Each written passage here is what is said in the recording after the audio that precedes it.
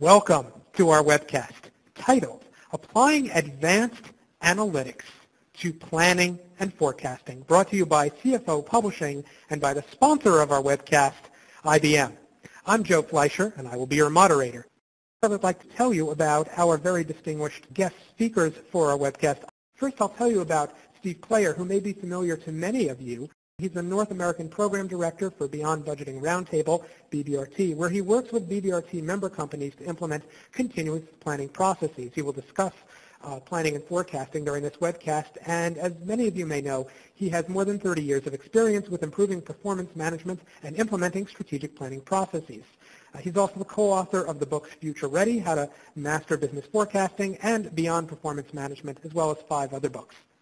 Tony Levy, who may be familiar to many of you as well, is a business unit executive within IBM Business Analytics Software Solutions Group. He has more than 20 years of experience in operation and enterprise software. His mission, as will be clear when you hear from him, is to understand the challenges facing enterprises in the areas of financial and operational performance management, as well as the application of IBM Business Analytics software to help companies drive greater performance. Now, at this stage, it is my pleasure to turn the floor over to the first person we are going to hear from, once again, Steve Player, Program Director, Beyond Budgeting Roundtable, North America. Please give a warm welcome to him. Thank you very much. Thank you, Joe. I appreciate that introduction. It's a pleasure to talk to the crowd here at CFO Magazine and team with Tony from IBM. Let's jump into this talking of planning and forecasting. For many of you, when you really think about it, a lot of us in challenging times will get told to attack it with a clean sheet of paper, to really kind of start from the beginning and rethink a lot of the things out there. And if you're going to think about planning and forecasting, you know, this clean sheet of paper approach is to try to give yourself fresh ideas. But when you really step back and think about it, when you look at your business, you really don't have a clean sheet of paper. When you think about it, you've got a lot of things to consider, and that's one of the things that makes the planning task difficult, is there tends to be a lot of complexity in modern business today. We have a lot of different customers we're trying to serve, and they have all kinds of different wants and needs. We've developed an array of products and services. We've got a whole group of different channels that we can sell through, new ways to communicate with customers. We've got vast organizational structures and people trying to work through that. All this needs to be planned and understood and accounted for as we kind of move forward. And when you really think about it, you don't really get to start with a clean sheet of paper. You first have to account for all the stuff that you've already done. And so I'll submit to you that when you think about planning and forecasting, rather than a clean sheet of paper, a much better analogy is to really think about your organization as much more like a ship out on the ocean. And what you're trying to do with your plans and your forecasts is you're really trying to understand what is the cumulative capability of that ship that you had. When you think about it, your organization is the cumulative effect of thousands and thousands of decisions you've made in the past. Decisions about what customers to serve, what products, what services, what employees to hire, what processes to put in place, what equipment to buy, what computer systems, what procedures, what forms to use, what suppliers to link to. The entire enterprise has been put together based on really thousands and thousands of decisions. And as a result, you have a ship that has an accumulated capability to serve, produce products, produce services, accumulated ability to serve customers. And as a result, it also has an accumulated cost structure that goes into not only the cost of acquiring all those things and putting them together, but running them on a regular basis, the ongoing operating cost of the operation. Now, hopefully you have the capability to produce more revenue than you do cost. Otherwise, you've got a leaky ship, and that has to, as we all know, has to be fixed very, very quickly. But we really want to attack this as we move forward, is really understanding and using our plan and our forecast to understand what our current capability is and understand how we can move forward with that. Now, if you look at that, I've often made the analogy in finance that the role of finance is really to get out of our current position and get ahead of the game. But in most cases, what we have is a situation where if you had the station where finance was stationed, in many cases, a lot of the finance organizations, unfortunately, have taken a position at the stern of the ship, at the back of the boat. And a lot of times we spend a lot of time looking at the past and looking at our historical recording And really, when we get down to the actual accounting for things, we're working and looking at things as they are passing us. In many cases, the historical record, if you will, the financial results, or a history or a scorecard of what has happened. And the reality is, if your planning department is focused on looking at the back of the boat and looking at variance explanations of what has already happened, you don't add much value to what's ahead of us and where we're going. So I urge you to get off the back of the boat and get up there on the bridge beside the captain and start looking forward. And that's where today's topic really comes into play quite often. It really, using these advanced analytics, we have much more powerful ways to see and to visualize and to help our organizations understand what's coming at us and what we need to do. And, at the end of the day, if you take that same analogy of the ship, in many cases where you start is in the lower left-hand side of your screen there. You start with a ship, and you look at your 5-year plan, your strategic plan 3 to 5 years out, and that plan gives you really a vision of what that ship needs to become. And the whole purpose of planning is to understand what do you have to do to transform the organization from where it is to where you want to go. So if you combine that understanding of kind of where you are today with the strategic plan of what you need to be doing in the future, you can begin to see how that ship needs to change. But it doesn't change just because we change a number in a budget. It changes through a series of projects and initiatives. And really what we're trying to understand is what does it take to transform, what should we be doing today, and how do we continue to perform while we're doing it. The one place my analogy does fall apart a little bit is that if you had a ship and it had a major transformation to go through, you'd likely take that ship into a dry dock and pull it up out of the water and really make those changes. In most organizations, you don't have time to stop the operation to take it to dry dock. You've got to make these changes that we're talking about. You've got to make these improvements while your ship is completely under sail. And that's what we want to talk about today. Now, I think we've got a poll question here coming up. Joe, you want to take that?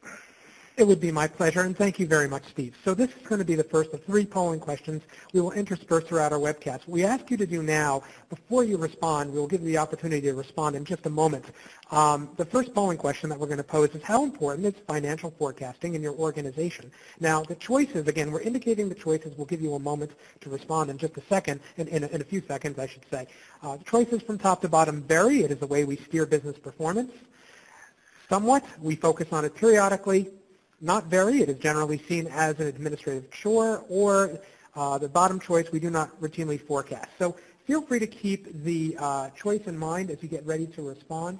And then what we're going to do very, very shortly is give you the opportunity to respond. So just keep in mind what answer you would like to select. Now what we're going to do is give you the opportunity to respond to the question.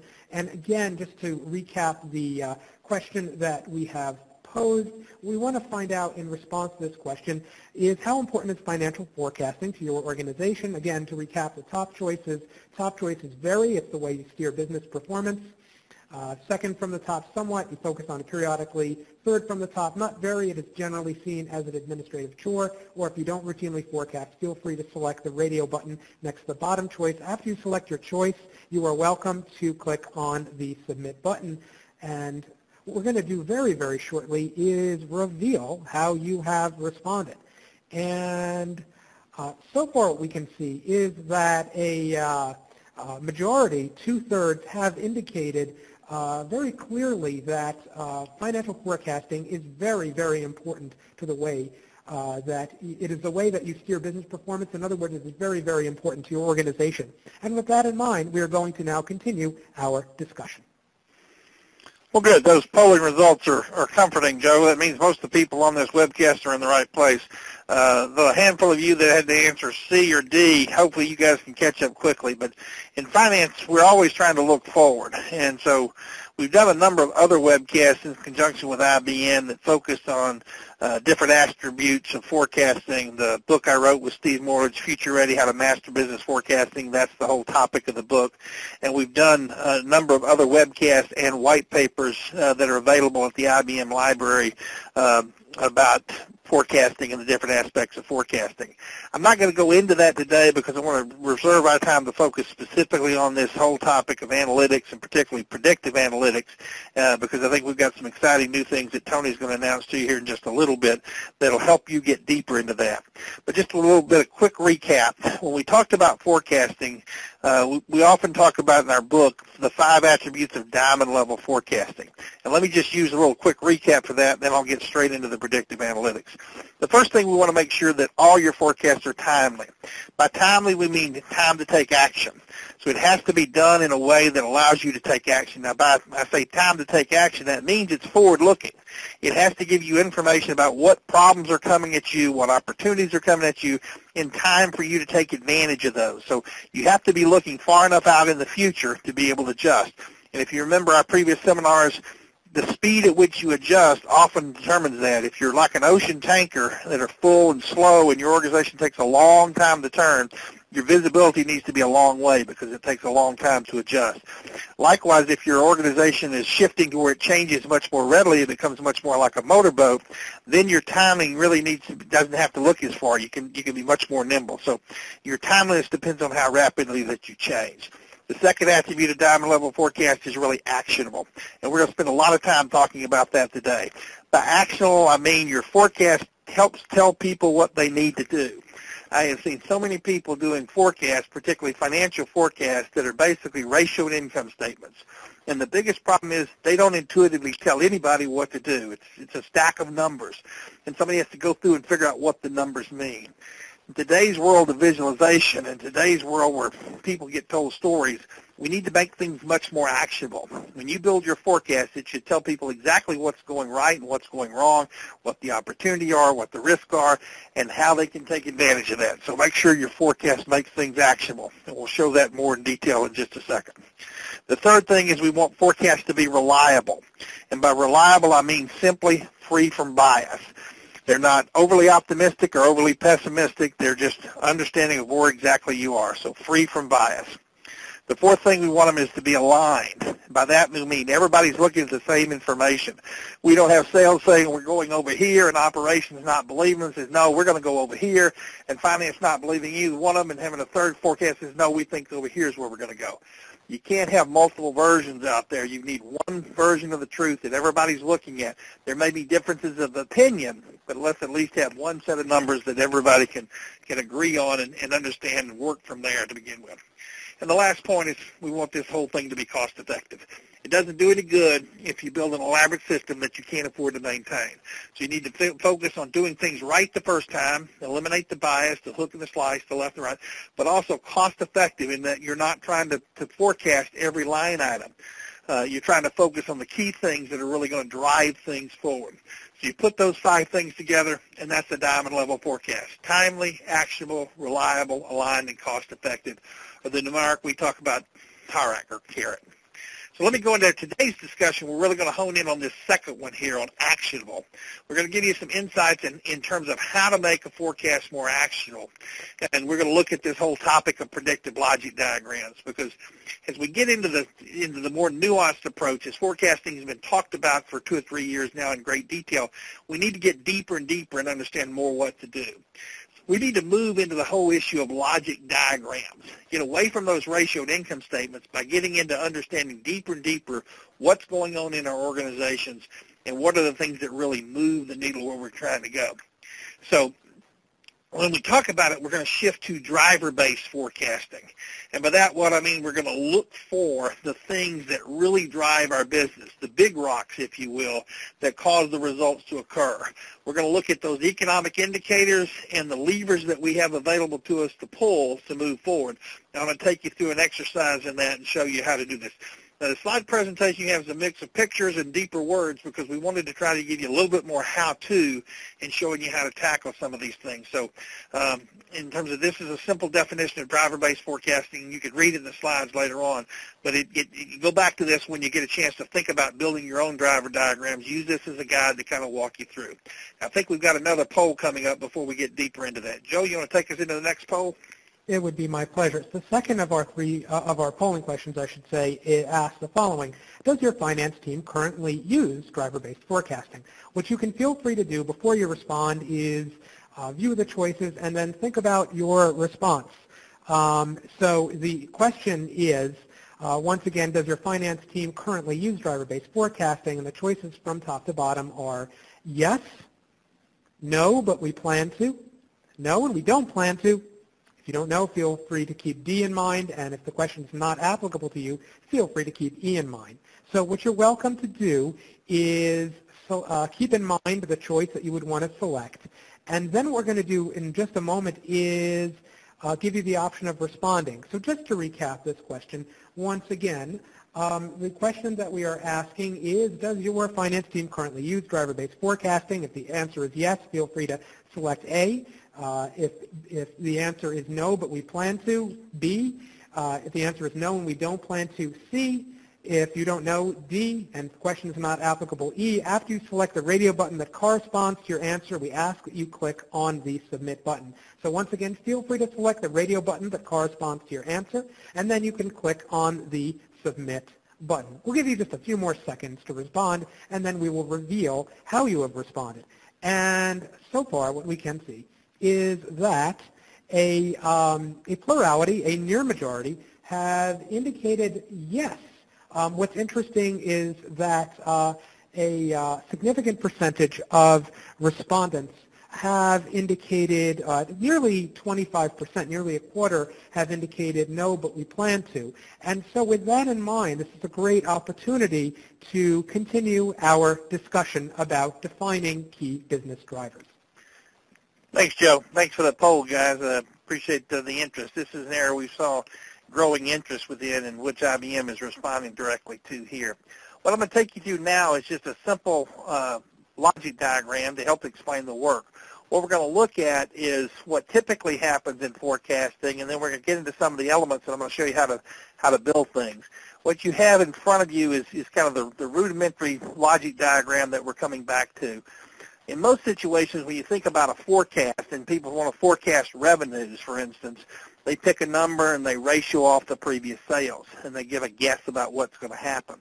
But when you really think about what causes revenues to happen, you get kind of a different picture. And you don't have to just guess. You can begin to look at all the things that an organization does to make revenue happen.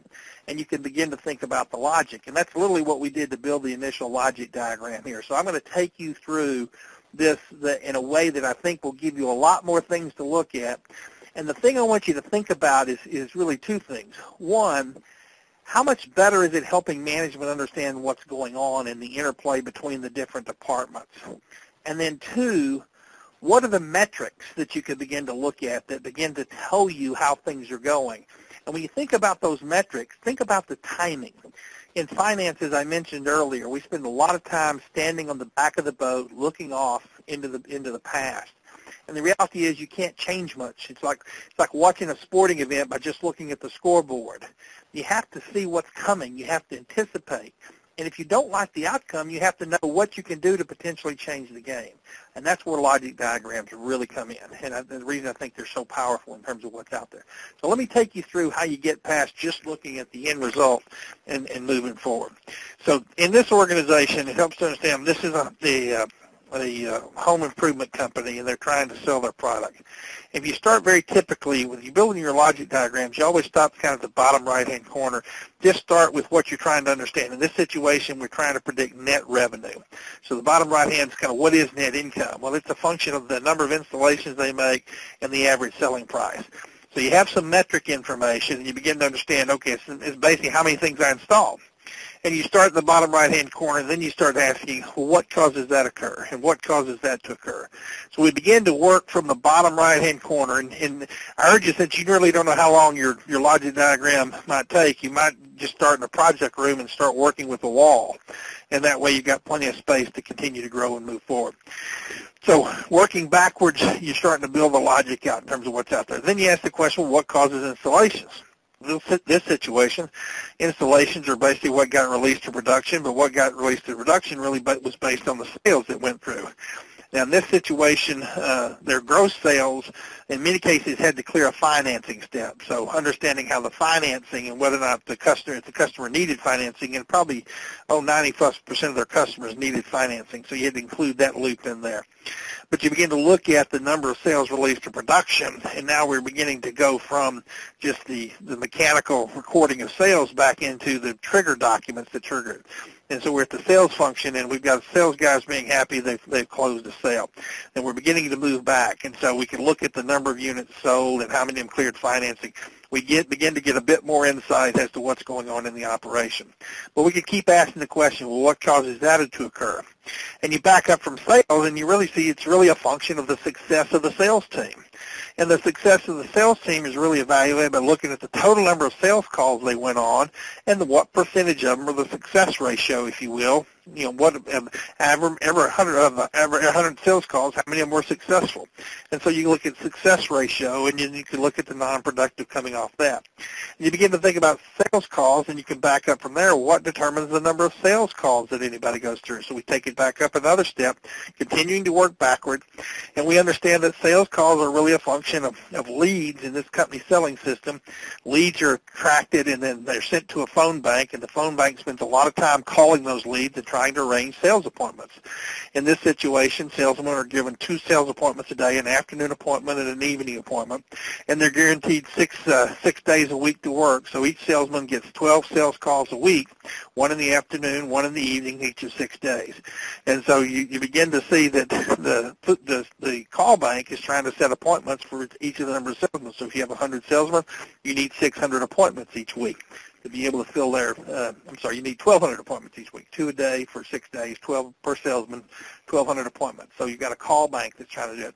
Where does the call bank get its leads from? Well, you work up from the leads, you begin to back up from there to say, okay, what drives the number of leads we have in there? And so you keep backing up in the sales process, in the whole prop line, and then you back up to the point where you see that we've, all the way back to where we're bombarding the customer universe and dragging in leads either through television or direct mail or some other kind of mechanism, putting them into our lead bank, going from the lead bank into what's happening in terms of setting sales appointments, from sales appointments to sales calls, from sales calls to success, from success to clear the financing step, all the way down to release to production and go.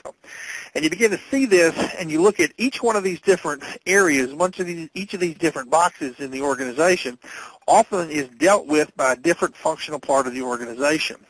And while each of those different functional parts may have their own way of looking at themselves and judging their success, they each have their own metrics.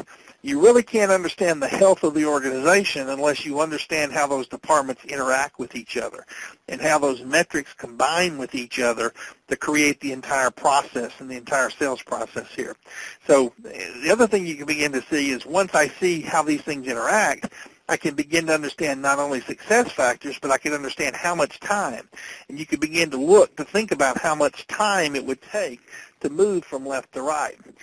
What caused us initially to do this work was the client we were working on had a problem often that they would come into a quarter and they basically would be running short of sales.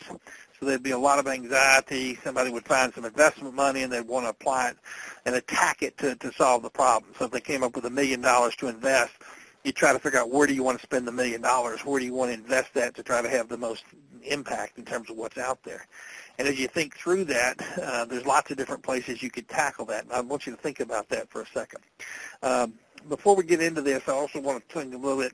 We've got another page here that begins to give you a little bit more guidance in terms of when you think through that. If you'll convert and include in your diagram not only the physical picture back here, but also include all the metrics that they're collecting and think about the metrics they should be collecting that they're not, you really begin to understand how this whole system works. And you also have the math that creates your predictive logic diagram. And you can really begin to understand, not only for departments, but for the organization as a whole, you can understand how this whole thing flows. And so at this point, you have your set of inputs, and then you can begin to set up your what-if scenarios. You can set up your what-if calculations and begin to say, what if we increase by this number? Where does that happen? What if we add another marketing campaign? So having this kind of visual picture of what's happening and then the math underneath it by understanding all the different factors that go into each thing, the relationships, this is your logic picture in terms of what's out there. And so once you have that, then you can do some powerful things. One of the things that's really, really powerful is to understand how long it takes for things to happen. Back in my example I was giving you earlier about you had $1 million to invest, one of the things we learned is oftentimes, they had invested at the beginning. They'd roll out a new marketing campaign to drag some more leads and try to bring that through the whole pipeline. But rarely did that ever have any impact on the current quarter. And the reason was it just took too long. In most cases, it was a 4 to 6 month flow process in terms of what's happening. Whereas if you have this kind of diagram, you can also put a timeline across the bottom, and you can really begin to understand how long ago something should have got started before it produces revenues today. And what you find out in many cases, you can predict almost the same way you predict rain coming down from higher elevations. You can predict what kind of flow you're going to have based on the health of the leads and the health of the pipeline that you had before. So if you can begin to interject and tie together these different elements of your business, all of a sudden you really begin to predict future problems or future opportunities. What happens if you've got way too many leads coming at you? Well, you don't have enough salespeople work it, so they're going to get backlogged in the lead bank.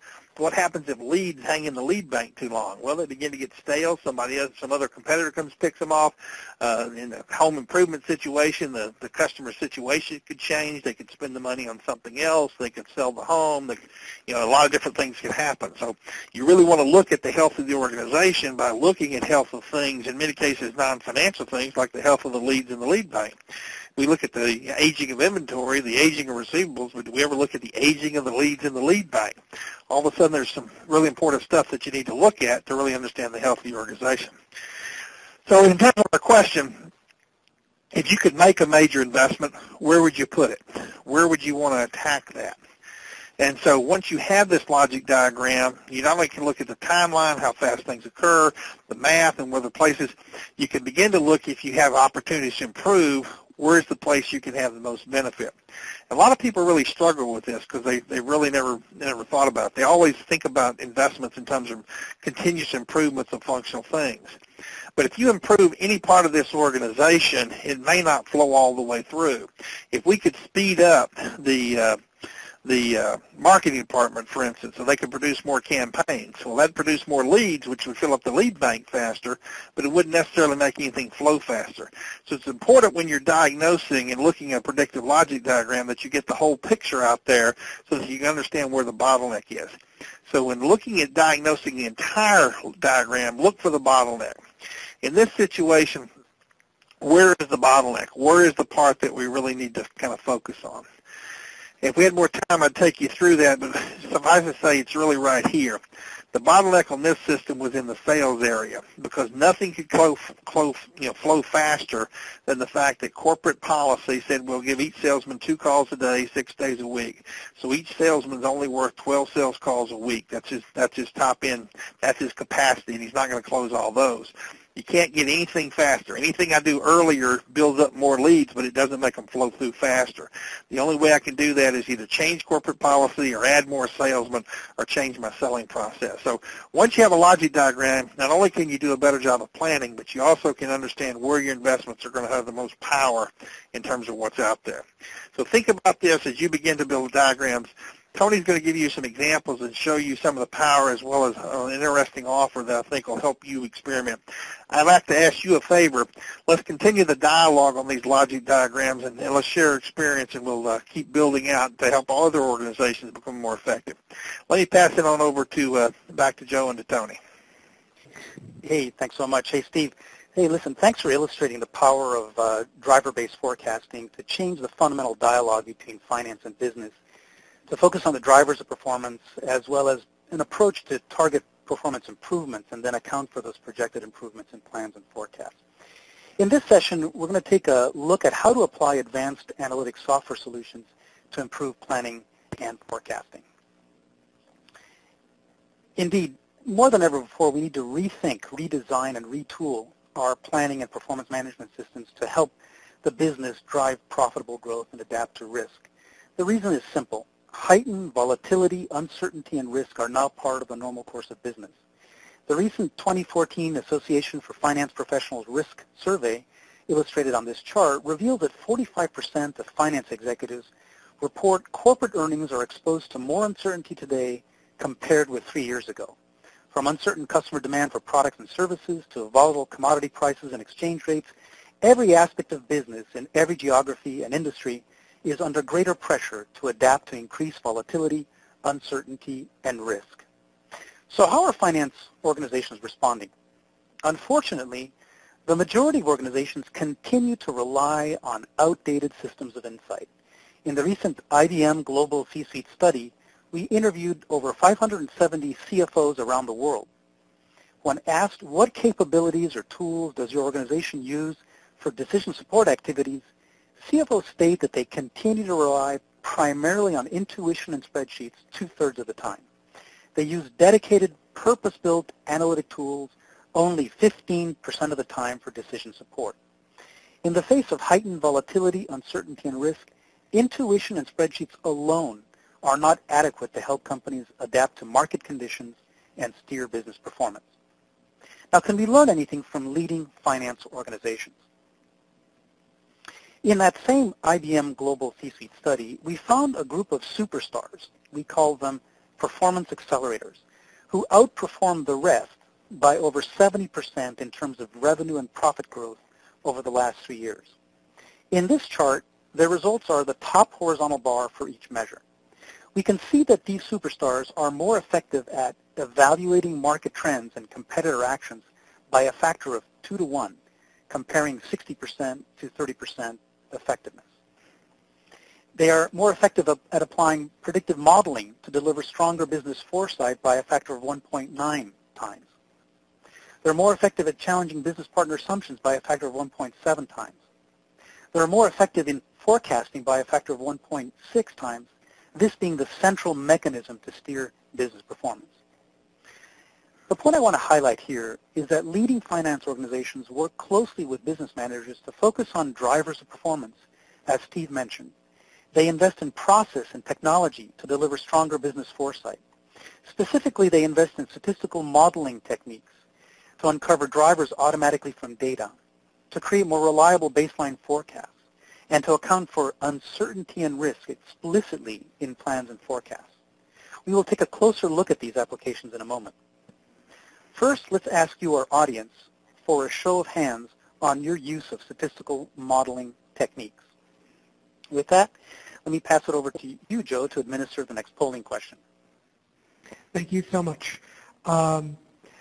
This is the third of our 3 polling questions, or the third of our polling questions, I should say. And the question asks, to what extent do you use statistical modeling techniques to improve planning and forecasting? What you can feel free to do is keep the choice in mind, and then we'll give you an opportunity to respond. We want to give you some time to process this question. And the question is, once again, to what extent are you currently using statistical modeling techniques to improve planning and forecasting? From top to bottom, the choices are: we currently are not, but plan to in the future, we are to a limited extent in isolated areas, we are to a moderate extent in various areas, and finally, the bottom choice, we are to a significant extent in a variety of areas. Now, what you can feel free to do is keep that choice in mind. What we're now going to do, now that you've processed this question, is give you the opportunity to respond.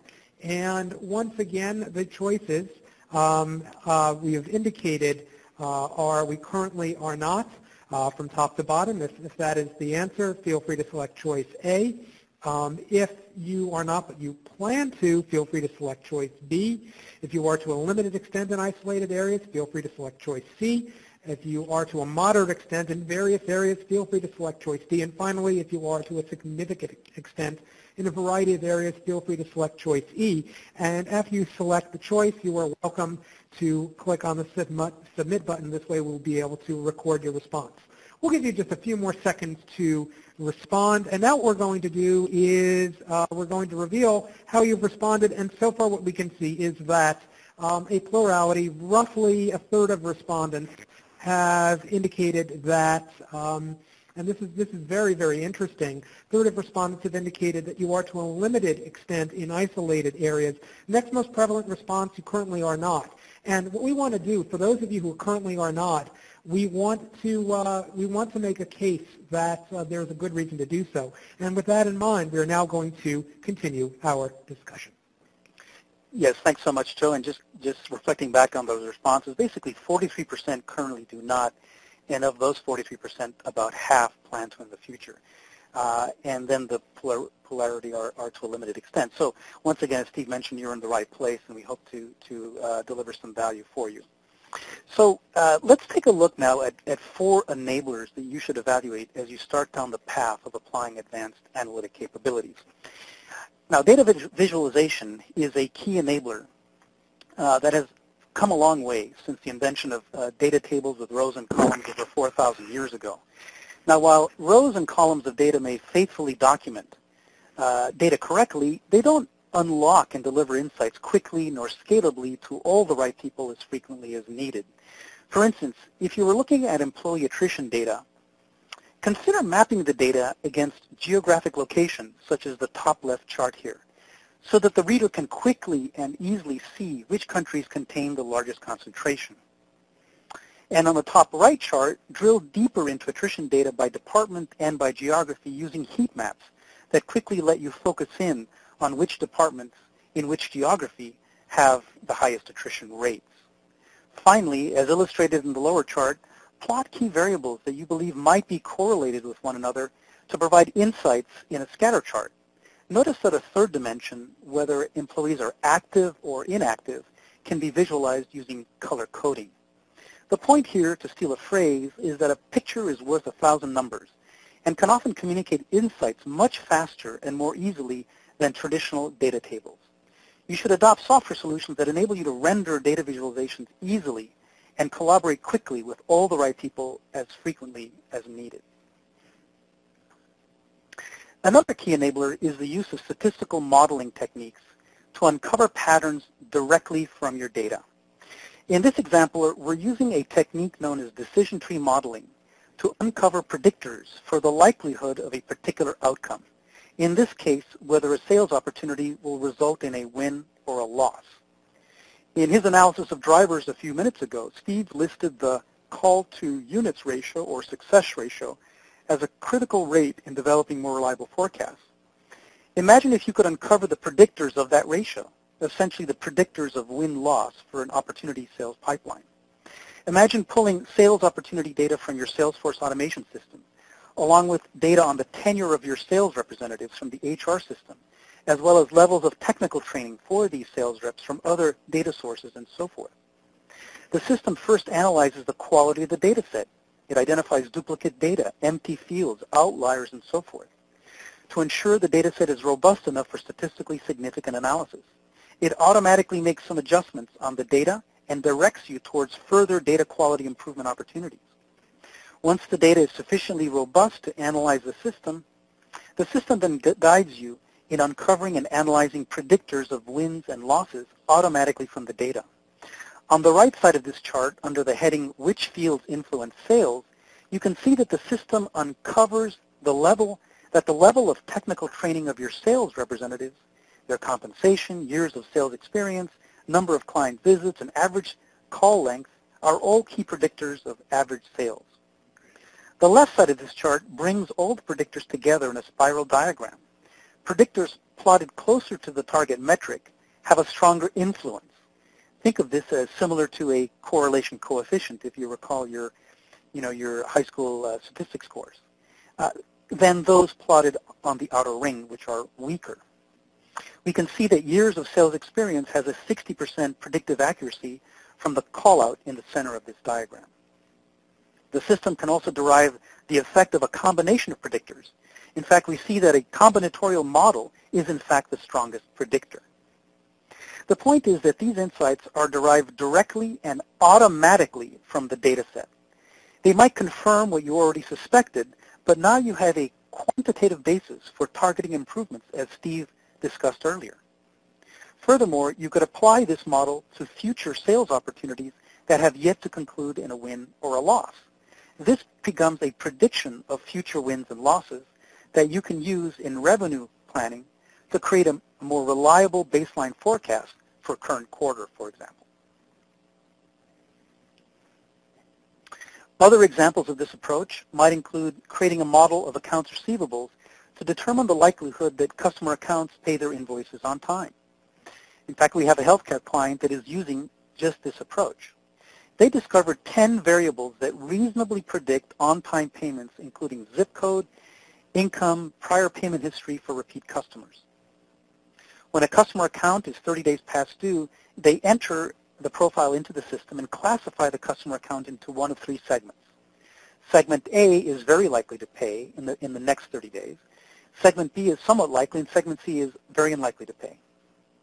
The healthcare provider then sells Segment C customer accounts to an outside collection agency and applies its own staff resources to pursue Segment A and B directly with letters and phone calls. These predictions can also be used to improve cash forecasting.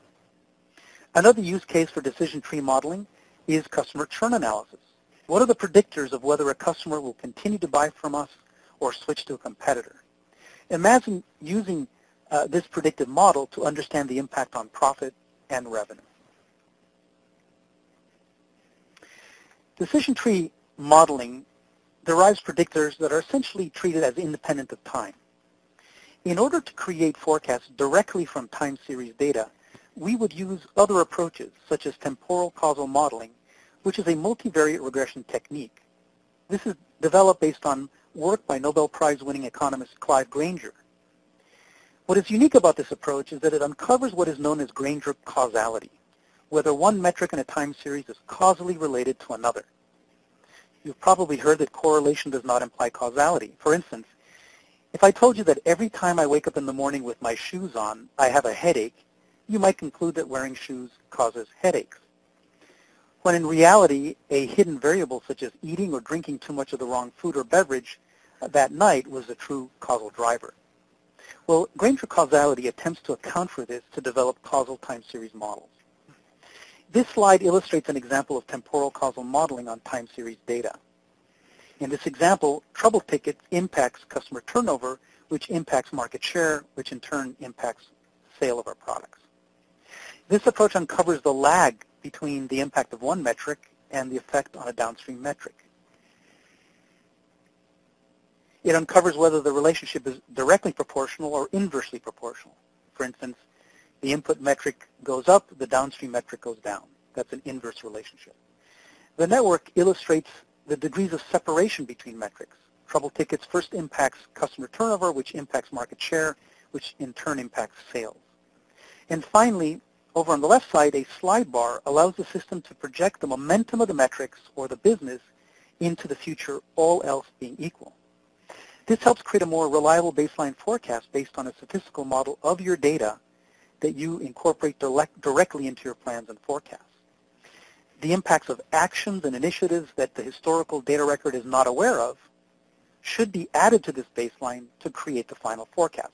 In other words, the sum of the statistical model and human judgment creates the final updated forecast. In our experience, human judgment must always be used in conjunction with statistical models. We talked earlier about heightened risk and uncertainty. Well, how many of you are using range forecasting and scenario planning to account for risk and uncertainty? If we were to conduct a poll right now, I predict that less than 5% of you are using this approach. However, this needs to change in order to compete and win in the marketplace we work in today. For many companies, external financial risk factors such as currency exchange rates, inflation, interest rates have a material effect on profit and cash flow. One approach to account for risk is to use simulation techniques such as Monte Carlo simulation. Imagine, as illustrated on this slide, purchasing correlated Monte Carlo scenarios of three exchange rates, currency exchange rates, Canadian dollar, euro, and British pound to the US dollar. This means that the correlations or dependencies between these three exchange rates have been taken into account, since these are in fact not independent. These are illustrated on the right side of this slide. These can be purchased from managed content data services in the cloud that IBM offers. You then add these exchange rate projections to planning models in which you run Monte Carlo simulations to create profit projections of two scenarios illustrated on the left side of this chart. Version 1 is business as usual for a company with majority of its revenues in the Eurozone and majority of its costs in Canadian dollars. Version 2 shifts a significant portion of its costs from Canada to the Eurozone in order to reduce risk of exchange rate volatility. We then plot the cumulative profit of both scenarios subjected to the exchange rate scenarios on the right side. we see that with a 90% confidence level, version 2 generates more profit than version 1. This is a simple example of using simulation to enable range and scenario planning, to incorporate external risk factors explicitly into our plan. Whereas intuitively we might know that and guess that version 2 is less sensitive to exchange rate volatility, with this approach we can measure risk more precisely for better decision making. With more precise risk measurement, we can then take more precise risk management actions.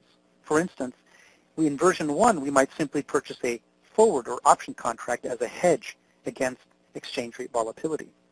By the way, the impact of these financial instruments can also be modeled in a very similar way, where we purchase the profit impact from a managed data content provider such as IBM, incorporate these results into our plans, run Monte Carlo simulations in our plans to see the cumulative profit curves with the hedging strategies in place.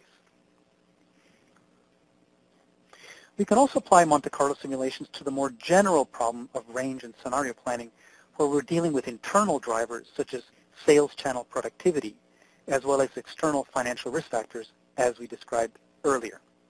In this example, we're modeling the range of input drivers or operating levers as listed in the lower part of the slide, running a Monte Carlo simulation to derive the range of outputs or financial outcomes listed above the operating levers, such as profitability contribution, plotted in the graph. We are explicitly accounting for risk and incorporating it into our plans for better decision making. Interestingly, we see that our baseline plan is higher than both the mean and median of our profit range. So as a conservative accountant, I might be concerned about this and would look at initiatives to improve the operating levers such as sales productivity over the appropriate time horizon. Which brings us full circle and underscores Steve's message earlier around understanding the core business drivers and ratios, both to create more reliable near-term forecasts, as well as to target improvement projects that change the shape of our business going forward. The message today is straightforward.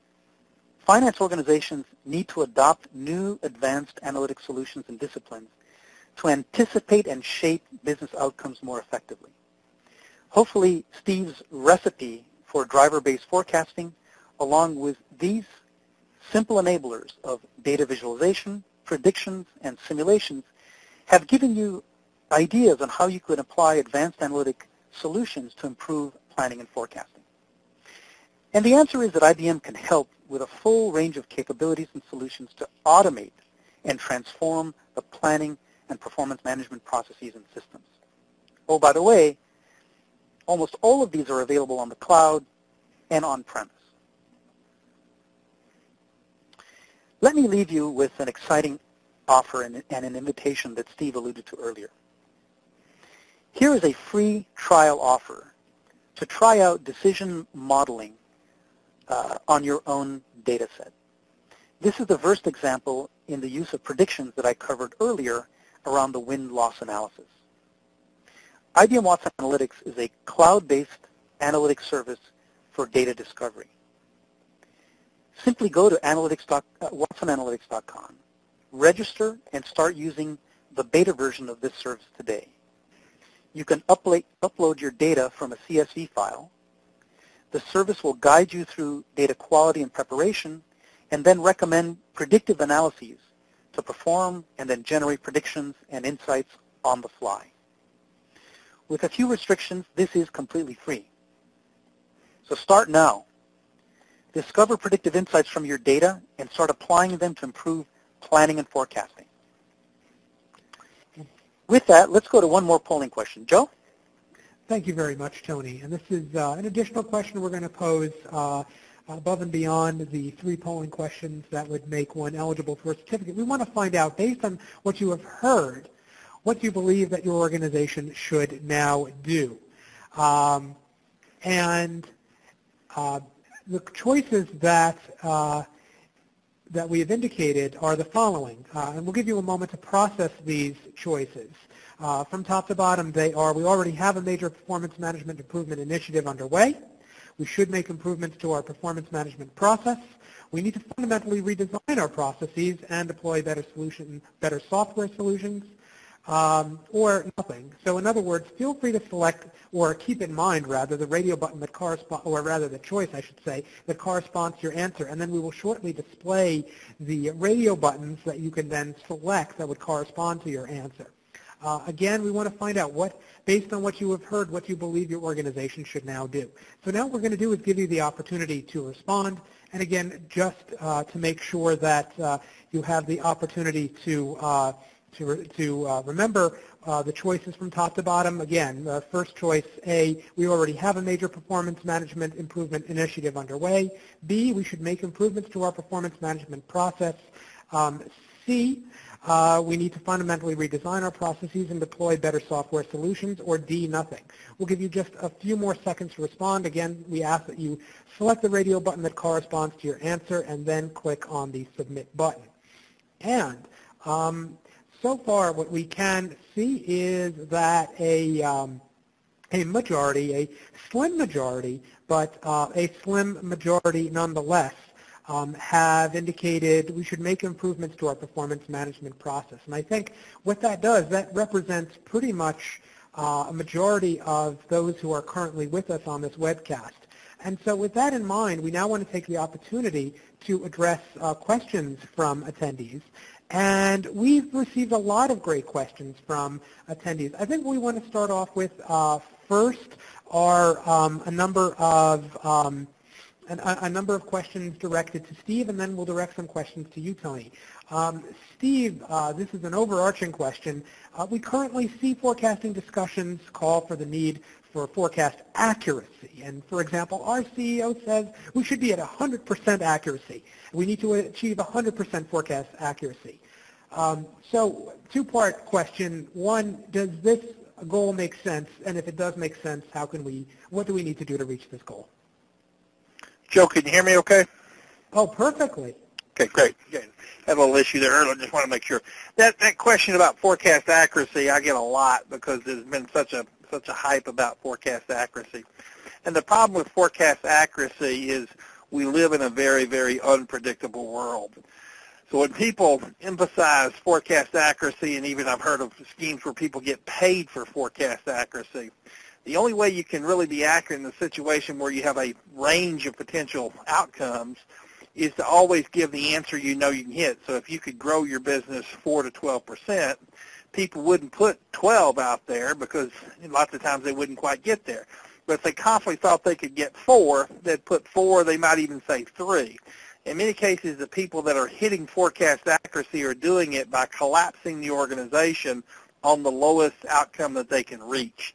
And so the whole issue of forecast accuracy and the overemphasis of that gets a situation where people dwell on it too much and they ignore the fundamental unpredictability of the world. And I do a simple test when I'm in a seminar to test people on that.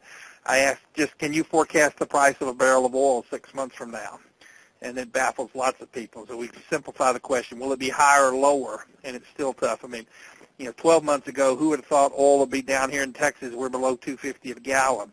And it's just the way that the natural gas has come back, the way the oil prices have come online, and now all of a sudden we've become an exporter of oil and gas again. It's a really volatile world. But I do know one thing about oil and gas. When it comes down, it'll go back up. I just don't know when. If you have somebody that can perfectly predict that, you'd be better off taking them straight to the commodity markets and letting them put straight bets down rather than run that through an operating system. So we do live in an unpredictable world. The whole issue of forecast accuracy, in my 5 attributes of diamond level forecasting, I talked about reliability. What we really want is a forecast that's free from bias, not overly optimistic or overly pessimistic.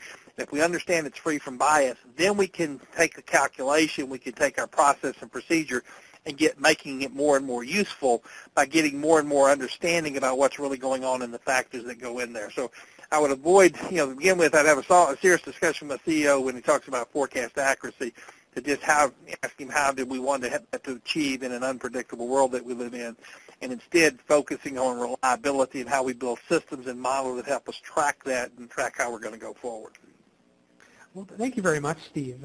And indeed, we go from this overarching question to a more specific question. In this case, for you, Tony, we've talked about spreadsheets. A lot of organizations use spreadsheets. So one attendee asks, can the software that you've described work with spreadsheets?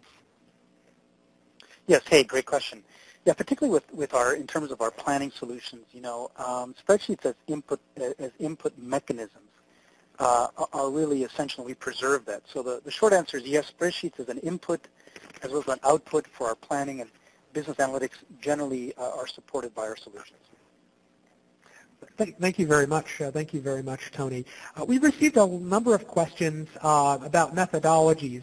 And I think, one question, perhaps this will be our last question. I want to direct it first to you, Steve, and then to you, Tony. There are often questions about methodologies for incorporating inflation, commodity prices, et cetera. So the overarching question I think we may want to address, and I'll start with you, Steve, is to what extent does it make sense when an organization is thinking in terms of predictive analytics, to use that term, to what extent does it make sense for organizations to factor in macroeconomic information as well as such detailed information, to use your reference to oil prices? How important is that for organizations to have this information? To what extent, for example, is it dependent on the industry that they're in? But broadly speaking, to what extent does one need to incorporate that information, whether it's macroeconomic or industry-specific, into forecasting? Well, that's where a powerful set of tools like IBM has with their planning tools and Watson Analytics help you a lot. You can lay in a forecast of what you think will happen based on an unbiased best guess of what's going to happen. Now, what you think happened would include an understanding of what an inflation assumption, an assumption based on what's going to happen to key commodity prices, oil, gold, steel, natural gas, any of the things that input your cost structure. You'd have an understanding of what's there, what you think is going to happen. But because it's an unpredictable world, you could then run on top of that a set of scenarios that begin to model what happens if these prices go up or these prices go down. So in addition to having the base forecast of what you think will happen, you also could run scenarios of what happens if I have inflation or even deflation, what would happen to oil and gas prices. You could begin to model and understand the counter effects. If I'm an oil company and the oil price goes down, that hurts my revenue. But the economy, because the oil price is dropping, means the economy gets more robust because it's less cost in the system, so therefore the economy should come back. So I have to model, in many cases, offsetting effects.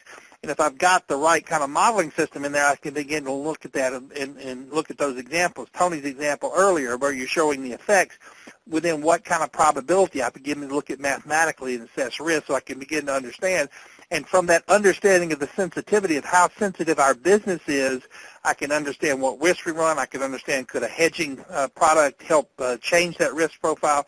So go with the base, model the impacts of inflation or deflation, changes in commodity prices up and down, and then understand your scenarios, and then you're going to be better, what Steve Morledge and I call future ready. Ready, whatever comes at you, ready to be able to have the operating plan to know how to take advantage of it. Well, thank you very much, Steve. And just very quickly, Tony, is there anything that you would add, in the context of the tool that we've discussed? Yes, exactly as Steve was saying. It's very similar to the example I gave on the foreign exchange rate risk, and taking into account foreign exchange rate risk as an input. You could treat inflation and commodity prices exactly the same way. The impact on your cost structure and on your revenue would be different, but the methodology is exactly the same, and that is essentially to run a Monte Carlo simulation to account for the input range of inflation and commodity prices. That'll then give you a range of outputs on, say, profit and cash flow, and effectively you're using that methodology to measure the risk associated with inflation volatility and commodity price volatility. And once you've measured that risk and incorporated it into your plans, now you can take more precise risk management action. On behalf of our very distinguished guest speakers, Steve Player, Program Director, Beyond Budgeting Roundtable in North America, as well as Tony Levy, Business Unit Executive within the Business Analytics realm of the IBM Software Group. We all very much appreciate your joining us for our webcast. Applying Advanced Analytics to Planning and Forecasting. Brought to you by CFO Publishing and by the sponsor of our webcast, IBM. We thank you for your time, and we hope you enjoy the rest of your day.